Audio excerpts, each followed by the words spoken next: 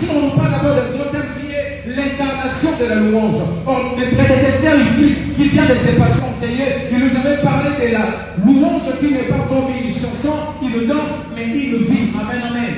Pour que la louange s'incarne en nous, il faut que cela devienne une volatilité avec Dieu.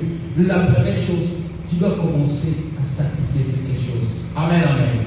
Ma grande prière pour toi ce soir, après ces moments, que Dieu te révèle ce que tu vas sacrifier, afin que ta relation soit bien tissée avec ce Dieu. Tu vas aller trouver dans le lieu très saint.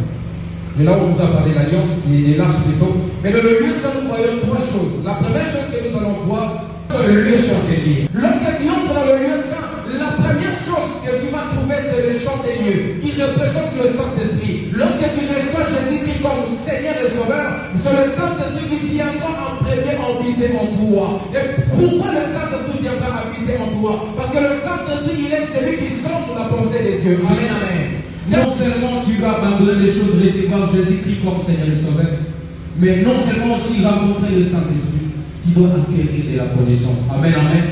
C'est à travers cette connaissance qui va t'ouvrir le porte, afin que tu puisses rencontrer l'Éternel. Mais lorsque je discipline en disant je t'exhorte, par les compassions de Dieu, de donner vos corps, de sacrifier vos corps, de concentrer vos corps, ce qui sera pour Dieu un culte raisonnable.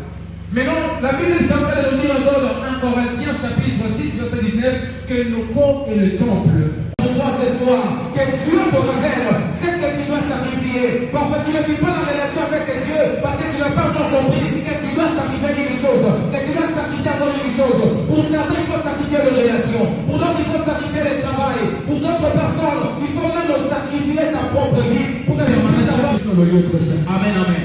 La présence de Dieu pour les autres c'était une fois par an, mais pour les temples, dans le lieu très saint, sa présence était permanente. Alors je demande à Dieu la question, qu'est-ce que tu viens me faire comprendre, Seigneur? L'Esprit de Dieu me souffle me dit, oh lorsque tu regardes le lieu très saint, je te rappelle lorsque Jésus devait mourir. Pour les hommes, ils ne comprenaient pas ce qui s'est passé, mais il a fallu que je déchire le temple, pour que la présence qui était pour une fois l'année, que cela devienne une vie pour vous. Je parle du temple parce que vous êtes le temple du Saint-Esprit. Le Saint-Esprit n'est pas...